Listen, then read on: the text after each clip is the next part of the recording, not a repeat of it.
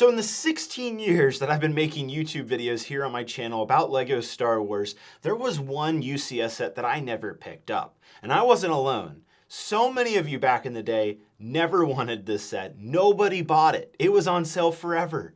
What's the set I'm talking about? Well, it is the LEGO Star Wars UCS Obi-Wan's Jedi Starfighter from 2010. So why did nobody buy this set? There's actually a couple factors, especially when you start to do a little investigative journalism like I did.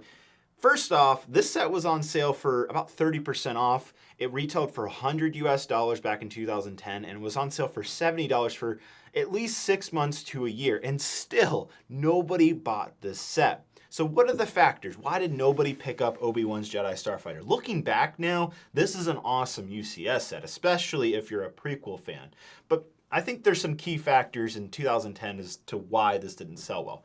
First off, the sheer competition on the shelf. We're talking about other UCS sets here, specifically the Imperial Shuttle Tidarium and the Executive Super Star Destroyer. Those sat alongside Obi-Wan's Jedi Starfighter. Now, this was the cheapest set at $100.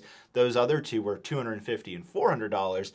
But come on. If you're looking at those three on the shelf, you're definitely picking the Shuttle or the Super Star Destroyer. Obi-Wan's Starfighter is definitely the lackluster amongst them. So just sheer competition amongst the LEGO Star Wars sets available at the time were one main factor. The next factor absolutely has to be the price per piece ratio. This set is absolutely atrocious. At $100, it only came with 676 pieces.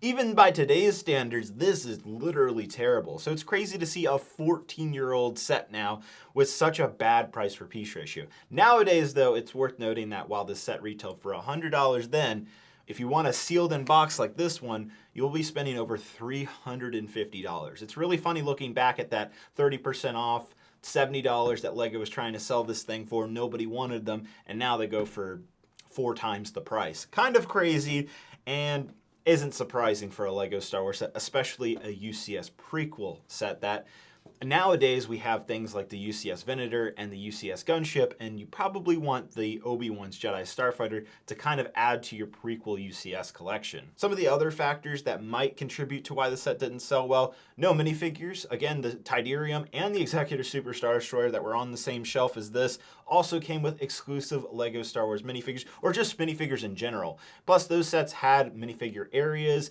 This is just one giant ship with no figure. It's similar to something like the A-Wing or the Y-Wing. However, even with those UCS sets that came later on after this, they still had a plaque with a figure on them. This never had that, and I think that was one of the biggest mistakes that LEGO did. Lastly, back in 2010, the prequels weren't as loved. I loved them back then. I was enjoying the Clone Wars TV show. It was in the early days of running. I think at this point it was on season 2, season 3.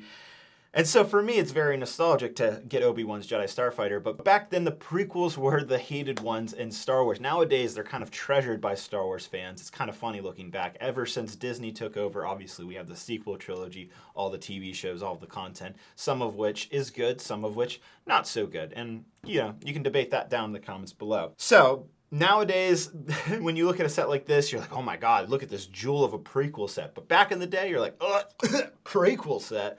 That's just how LEGO Star Wars fans, especially the type of people buying UCS sets, were in 2010. So with those factors out of the way, let's take a look at the UCS Obi-Wan's Jedi Starfighter. I never purchased this set up until now. I really wish I did, because I could have saved myself $300.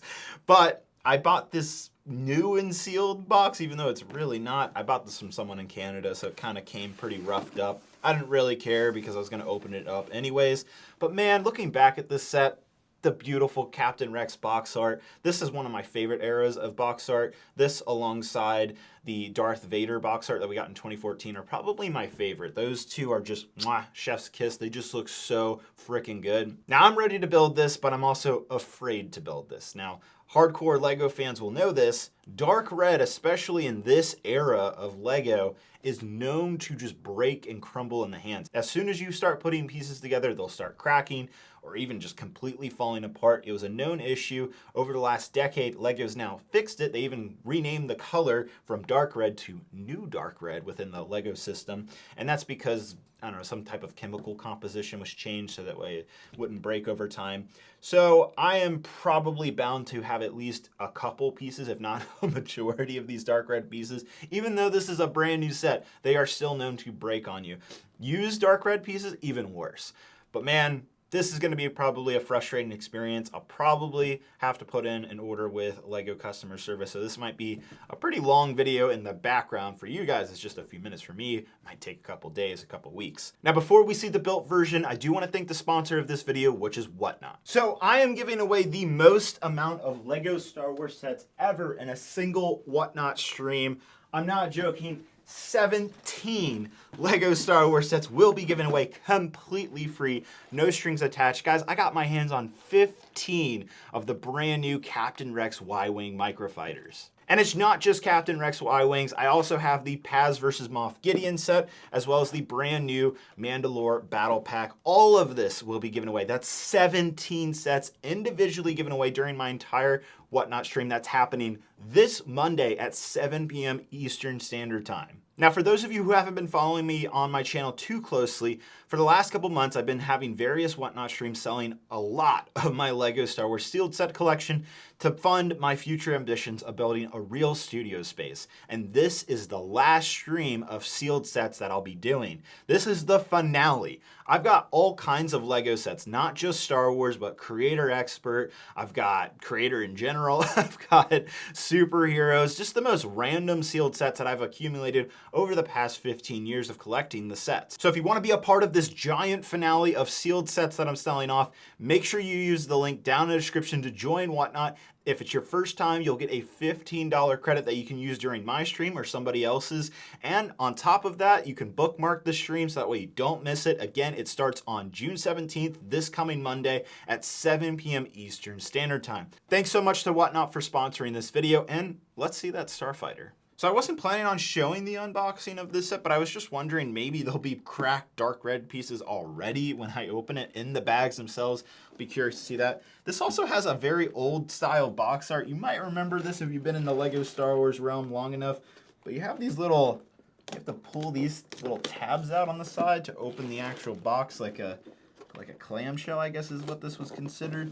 You have to kind of pull these. It kind of ruins the box, which is why I think LEGO stopped doing this years ago. It actually looks pretty good. I mean, that's definitely one of the big perks of buying these sealed brand new sets, especially when they're this old, 14 years old. I mean, if you buy a used set this old, especially with white stickers, those tend to appeal pretty badly on used sets. Manual looks good, stickers look good, plaque right here still has the molding nipple, though even back in the day, it's less obvious as the new one. And then I'm looking, let's see. So far, none of the pieces look broken. That's a good sign, but once we start putting them together, that's where the real fireworks tend to happen. I'm gonna go ahead and build this and we'll see what happens. So what modern UCS LEGO Star Wars set has just 3 bags in it? That is so crazy to see. Obviously, older UCS sets from the early 2000s didn't have numbered bags, but still really wild. And then, of course, I have that sticker sheet that I showed a few minutes ago. Inside the instruction booklet, I just wanted to show this page because it's a little nostalgic for those of you who grew up with this era of LEGO Star Wars. So on to the Obi-Wan's Jedi Starfighter UCS set.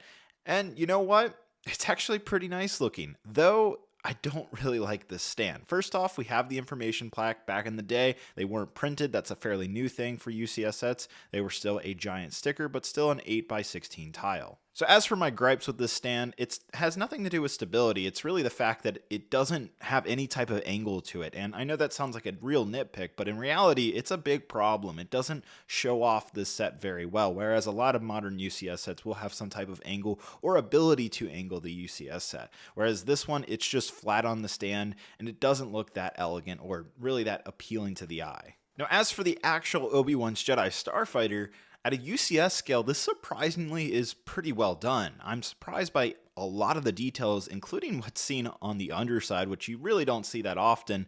LEGO did do a good job here. It's well designed, well crafted, very accurate, but it's unfortunate the stand is so lackluster. Now, another nice detail is there is a 4x4 dome piece acting as the R4P17 droid. Though it's just his head, there's no physical body to attach him to if you wanted to remove that head from the Starfighter, which is unfortunate. Now, to nitpick a little bit more here, I don't like all of these stickers here on the side, as well as the Republic logo being split in half as a sticker between these two pieces. I've never seen that be done on a LEGO Star Wars set. As for the backside where the engines are, again, I think this is well designed. This looks great. I like the angles that are going on here. There's some fun little simple techniques. LEGO back in the day and 14 years ago didn't have nearly as many snot pieces that we have in today's era. When we open the cockpit, you can see there's actually some really nice details, including a 2x2 printed tile, which I believe is exclusive to the set. I've never seen it before. On the other side of the cockpit, on either side really, you have some stickered control panels, which look nice, and I suppose those are acceptable as stickers, and there's some nice detailing like a joystick and such. There's a nice chair. It's not minifigure scale, but it still looks nice. It's also worth mentioning there is this printed 2x2 Republic logo tile. It's not exclusive to this set. It's been seen before. And then also, you can spin the Starfighter 360 degrees on the stand. And finally, since this set was released 14 years ago in 2010, there's been some other Obi-Wan Jedi Starfighter sets to be released, like the Hyper Ring set, as well as the just normal Starfighter playset that we got 2 years ago that came with the Kaminoan. It is quite funny to see how detailed this UCS set is and how the normal playset is trying to kind of mimic what the UCS set is trying to do. I mean, obviously they're both based on the same Starfighter, but still, it's interesting looking back in the past and seeing how well they did things at the bigger scale and how they're implementing that at the smaller scale nowadays, if that makes any sense. Last up, surprisingly, not a single dark red piece broke on me while I was putting this set together. Quite a shock, though I'm sure they'll break eventually. Yeah, I think I can see why people didn't buy this back in 2010. Is it worth it in 2024, 14 years later, to buy this for triple the cost at $300+ to get this brand new? I don't really think so. I mean, as a completionist, I really wanted this set, and I definitely regret not picking it up when it was on sale back in the day for $70 on Lego.com. That was definitely one of my biggest mistakes as a Lego Star Wars fan. But it is cool having the set now, and you know, it's a good looking UCS set. It is very accurate. Just my biggest complaint isn't even the lack of figures in this set. It's really just the stand it's on. You know, it's cool that it does full 360. That's neat, but the fact that it doesn't have any type of incline anywhere to like get a nice little angle like that, that's what really sucks about this set. I mean, that obviously can be modified. You can make a custom stand like a lot of people do, for example, for the UCS Millennium Falcon, because it looks way cooler when you put it up on its side. So, I mean, there's definitely customization options for this set, and I'm sure maybe third parties have made a stand for this. Maybe not, because it's so unpopular of a UCS set, but yeah, it is a good-looking set. I have to hand it to LEGO. Even on the underside here, it's impressive. And I like how the stand is relatively easy to take off. It's weird how it's kind of like two separate sections. But it is cool because you can, you know, fly it around. You can have fun with it. So really the biggest complaints I have with this set is there's quite a few stickers. The white stickers especially are always my least favorite because those tend to, for some reason, peel up a little bit faster than others. So I doubt these are going to last that long over the coming years, and I'm sure people who have this set, maybe you bought it back in 2010, these stickers have probably already started peeling on you. Maybe I'm wrong, but yeah, I wish there was more printed elements. It is funny how there is one printed piece and it's inside the cockpit. Like, of all the printed pieces LEGO could have done for the set, it's the one that you barely see. Like, that doesn't make much sense to me. So a lot of odd choices with this set. Obviously, we should have gotten Obi-Wan and his droid off to the side here from Attack of the Clones. That would have been perfect. Heck, you could have even thrown in like a droideka, right? Recreating that one scene on Geonosis. That would have been really cool. So a lot of missed opportunities with this set. You know, The stand is probably my least favorite part about it. The actual set itself is very nice looking. It does blend very well with other UCS sets. I'm going to put this alongside my UCS Republic gunship, and I think that's probably what a lot of people want this for, is you'll have two Attack of the Clones UCS sets next to each other, and I think that's pretty awesome. Hopefully one day we'll finally get a Separatist UCS set. I think that's what we really need next. Maybe an MTT or the Invisible Hand, or even a Vulture droid would be really cool. So at the end of the day, I think this Obi-Wan's Jedi Starfighter definitely appeals to the prequel fans in us. If that's you, you will enjoy the set. I don't recommend picking this up for $300. It just isn't worth that price. But if you can get a good deal used, you know, 100, 150 bucks, I think that'll be the sweet spot, assuming these pieces aren't yellowed or anything like that. Used, complete, built together. Don't buy it used and dismantled. You're just asking for problems. With all that said, this was a fun video. I'm glad I got my hands now on this UCS set. It is truly the oddity, and I can see why people definitely didn't buy this back in the day, but today, in 2024, there's definitely a bigger appeal for UCS prequel sets. All right, well, let me know what you guys think down in the comments below of Obi-Wan's Jedi Starfighter. Was it as weird of a set then as it is today? Are you more inclined to buy this today? Let's say it was on shelves for $100 today. Would you buy it? You know, given everything else that we have currently in the LEGO Star Wars lineup. Was it just too early for Obi-Wan's Jedi Starfighter? Like, all of those questions, I want to hear your thoughts down in the comments below. Thank you guys so much for watching. Thanks again to Whatnot for sponsoring this video. Hope you guys have a great and wonderful day, and I'll see you guys later. Bye-bye.